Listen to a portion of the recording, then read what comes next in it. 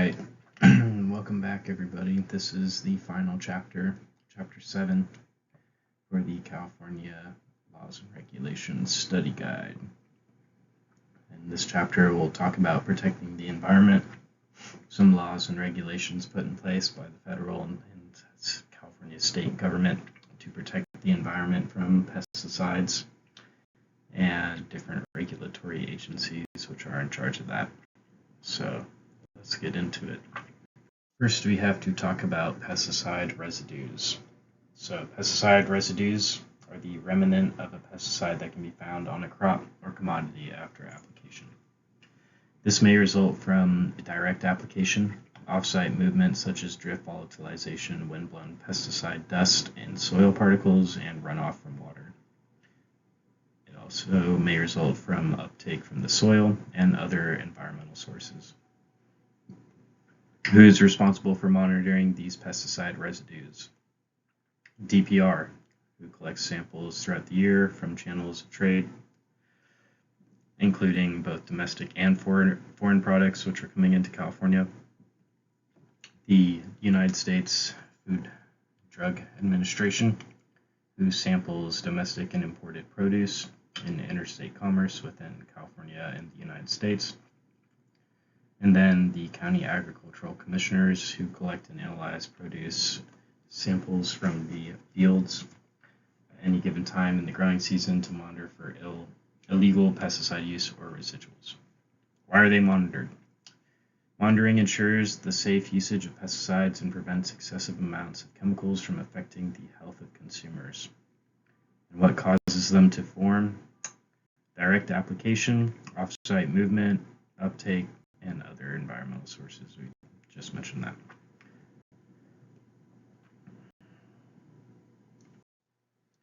Pesticide residue tolerances. So each pesticide has its own given tolerance.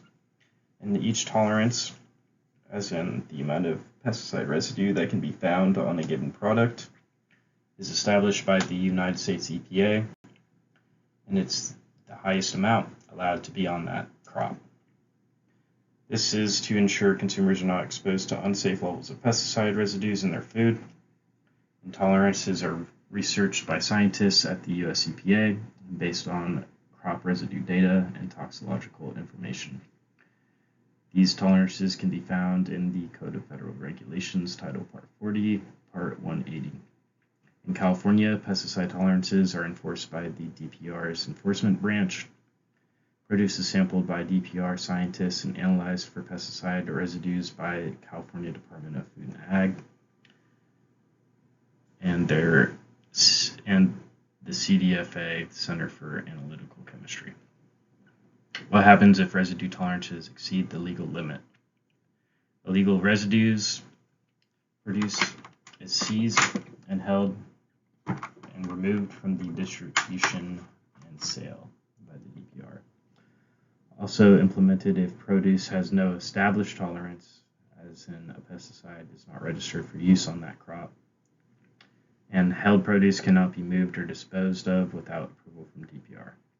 So illegal treatments, if produce is treated with a pesticide not registered for use on it, the commodity will be seized to prevent sale. To avoid pesticide residue problems, read and follow the label carefully, along with any additional laws and regulations. Consider what is being produced on adjacent properties, and select proper method of application. This is why fine-tuning your treatments to be as safe as humanly possible and as precise as possible is important, because it costs a lot of money to lose all these products due to having excessive residue, and you want to make sure that you are not injuring consumers as well. For pesticide residues, they are measured in parts per million. It's the standard measurement, and it is where there is 1 part of chemical for every million parts of a commodity. So here you can see some math that's being done and the percent of tolerance being allowed, so 40 CFR, Part 180 tolerance to ppm, and the amount of residue found is 1, so 50%. It's pretty self-explanatory. So the Endangered Species Act of 1973, what is it? It's a federal act designed to protect species and ecosystems which are considered to be threatened or at risk of extinction. Provides protections for endangered and threatened plant and animal species as listed by the U.S. Fish and Wildlife Service, designed to conserve ecosystems which listed species depend on. All federal agencies must ensure any action they authorize or carry out will not threaten these species. Who regulates it and their responsibilities in regards to pesticides?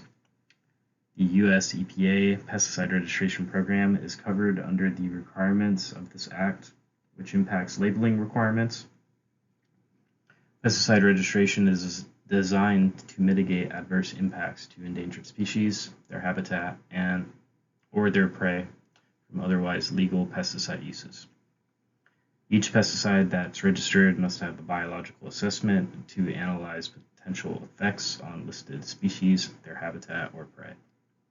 Depending on the species, either the National Marine Fisheries Service or the U.S. Fish and Wildlife Service will review the biological assessment and prepare a biological opinion. So, Endangered Species Act 1973 is extremely important for us as applicators. We have to make sure that no sensitive habitat is being disrupted or threatened, or endangered species are being killed or damaged in some sort of way. There are huge fines and regulations which punish people who affect these endangered species, even to the smallest extent, even just like a minor tap on their nest or whatever it may be could result in a $10,000 fine and multiple years in jail if it's really bad enough. So they take this very seriously, as they should. So this is definitely a very important act to know when it comes to application and just laws and regulations in general. So the Endangered Species Protection Program was created by the EPA to provide endangered species and their habitat maximum protection from pesticide use. Designed to minimize any adverse impact to pesticide users when implementing protections for endangered species from any potential adverse effects of pesticide use. California's management of endangered species, pesticide regulation, endangered species, custom real-time internet bulletin engine. Try saying that 3 times fast. This is California's state plan implemented through this program, in which endangered species and pesticide usage are managed to prevent damage. So they use this real-time internet bulletin engine to help determine where endangered species are and how pesticides may affect them, and if the pesticide in your area, or if you are an applicator, how to avoid damaging them and where you should avoid them altogether. The DPR's Endangered Species Project activities include mapping sites, evaluating the risks from pesticides, classifying risks from pesticides, developing protection strategies to minimize risks from pesticides, updating and maintaining the prescribed online database, and providing public outreach and applicator training on endangered species. DPR coordinates its endangered species protection strategies with the U.S. Fish and Wildlife, National Marine Fisheries, the California Department of Fish and Wildlife, the California Department of Food and Ag, and the County Agricultural Commissioner. DPR's groundwater protection. So moving on to groundwater protection. Extensive usage of pesticides have led to groundwater being contaminated with pesticides which has been deemed as an unacceptable health risk and hazard. DPR's groundwater protection regulations are designed to prevent further groundwater contamination and to keep existing contamination from worsening. Pesticides of concern include the pesticides which are registered labeling for use in agriculture, outdoor institutional, and outdoor industrial settings. Laws and regulations have been created to combat this, which include identifying the pesticide active ingredients of concern, identifying certain geographic areas and their physical characteristics, i.e. groundwater protection areas, and impose use requirements including obtaining a restricted material permit, possessing an applicator certificate, and restricting use based on geographic or other use site criteria. I'll get into this a little bit more, but essentially each area based on its geography and its soil type and the water courses and many other factors has its own likelihood of leaching chemical or runoff of chemical into water courses, which then can contaminate groundwater along with surface water. Certain areas are more prone to it, to leaching, and those would be the ones with higher amounts of sand and lower amounts of clay, lower amounts of organic matter, where the water is able to just flow right through and it doesn't meet a surface or anything, and it goes straight into the underground water system. So if you were using a highly soluble pesticide, as in a pesticide that dissolves in the water and is very mobile, if you're using one of those in an area that was prone to leaching, like that sandy area, then it would be very dangerous. It could cause extreme amount of leaching chemical into the water course, which will then contaminate everybody's water and cause a lot of issues for everybody. So this is kind of what they have been finding, especially with the extensive use of pesticides.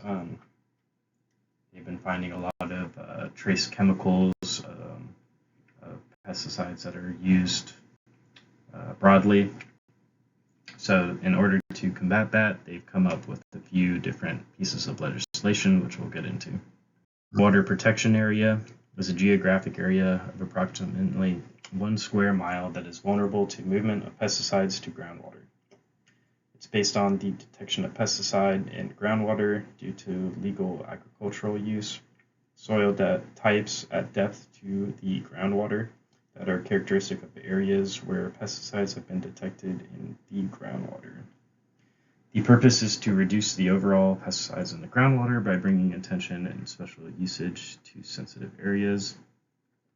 To use the pesticide in these areas, the operator must have a restricted material permit for any pesticide active ingredient listed as a hazard. They must be supervised by a qualified applicator, and they must select a management practice option or a use requirement specified in the regulations or approved by the director, and have the CAC concur and designate the selected practice as an enforceable condition on the permit. So 2 types of groundwater protection areas: those which are prone to leaching, where pesticide residues move from the soil surface downward in the soil, percolating to the groundwater, and runoff, which is pesticide residues that are carried in runoff water to more direct routes to groundwater, such as drier drainage wells, poorly sealed production wells, and soil cracks. Then we have surface water protection. So the Surface Water Protection Program addresses agriculture and non-agricultural pesticide activities to reduce pesticides in surface waters. The program relies on stakeholder outreach to promote management practices that reduce pesticide runoff. DPR's registration process to evaluate potential adverse effects to surface water quality, implementing mitigation options designed to meet water quality goals, and 2 sets of regulations have been created that restrict the use of pesticides relative to surface water. That is the Dormant Insecticide Contamination Prevention and the Surface Water Protection in Outdoor Non-Agricultural Settings. The Dormant Insecticide Contamination Prevention piece of legislation is based upon the fact that insecticide applications are commonly made on certain dormant vine and tree crops to combat overwintering arthropods, pests, and diseases. Commonly overlaps with the winter storm season, causing problems when spray insecticides or residue end up in nearby rivers and streams from runoff or drift.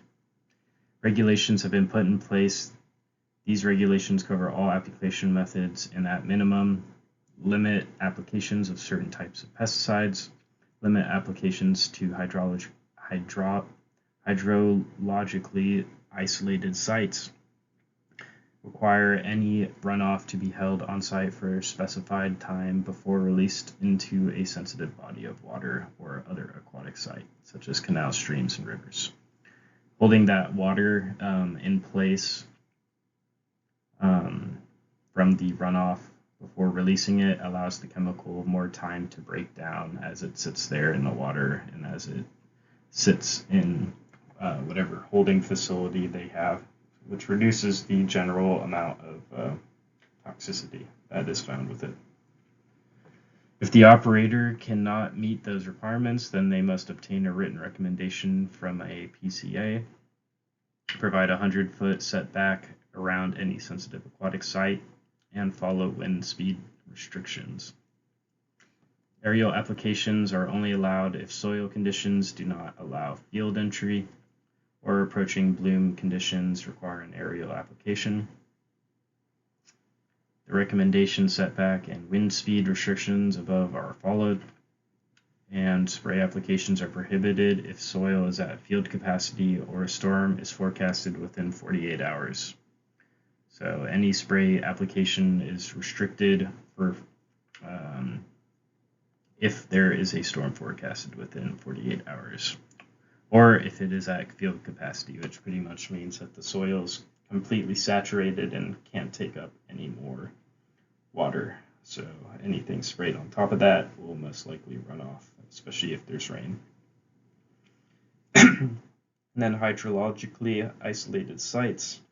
Any treated area that does not produce runoff that can enter any irrigation or drainage ditch, canal, or other body of water. Any surface water is a sensitive aquatic site unless it resides exclusively on private property. Next, we have surface water protection in outdoor non-agricultural settings. Based on monitoring data, DPR restricted the use of certain pyrethroid pesticides, which were found to contaminate streams and rivers and cause toxicity to aquatic organisms.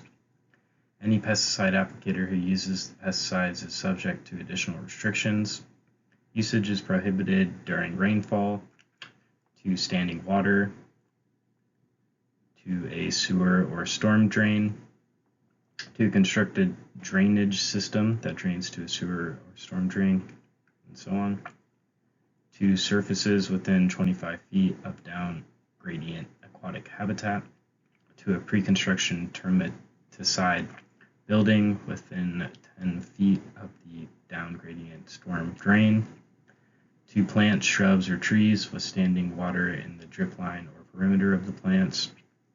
Exemptions include injection into soil or structural materials such as bricks, concrete, or wood, post-construction rod or trench termiticide, applications to below-ground insect nests or pests made of mud or paper combs, applications of bait in weatherproof stations or gel baits, pesticide applications to receive waters for which a permit has been issued under the statewide general national pollutant discharge elimination system for pesticide discharges to waters of the U.S.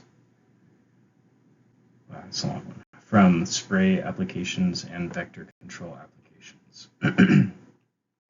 Applications to the underside of eaves and foggers or aerosol applications.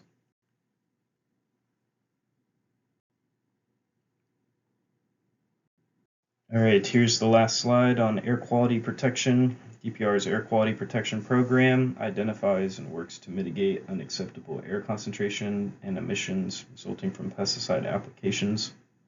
The AIR program cooperatively monitors levels of pesticides in the air at several locations in California, both seasonally and year-round, as part of DPR's air monitoring network. Monitoring is supplemented with computer modeling and other data to estimate concentrations and emissions. Additionally, the AIR program evaluates and identifies toxic air contaminants, tracks and works to reduce volatile organic compound emissions, or VOC, pesticides, both fumigant and non-fumigant, in ozoned non-attainment areas, and develops and implements regulatory requirements to reduce the impacts of fumigants as both toxic air contaminants and VOC. So yep, that's this chapter in a nutshell. It's good to know those various pieces of legislation. Definitely the Endangered Species Act of 1973, that's extremely important. And then for the purposes of this test, I'm sure that there will be some questions about the surface water protection, the insecticides, and the outdoor use. So just know some general stuff about that, what they're used for, why they were put in place. And then the Endangered Species Act and what pesticide residues are, why they're monitored. Pretty much everything we covered here. Read the book yourself. Take good notes on it. Make a Quizlet. I found that making a Quizlet helped me a lot. Doing the knowledge expectations first and running through everything and writing everything down, typing it out, and then going to the Quizlet and making my own Quizlets helped me out a lot because it's just repetition over and over and over again, which is kind of why I decided to make these videos, is because I wanted to have more repetition. I had done the Quizlets and the knowledge expectations, so I wanted to make sure that I'm still learning. But yeah, hopefully these videos have been somewhat helpful. I know I'm not putting a whole lot into it at most points. There's some things that I just don't have anything to add to. But yeah, hopefully you guys pass whatever tests you're planning on taking, and I may be active on this in the future, hopefully. So if you guys have questions, feel free to ask. I'll do my best to try and help out. But yeah, good luck everybody. Happy studying.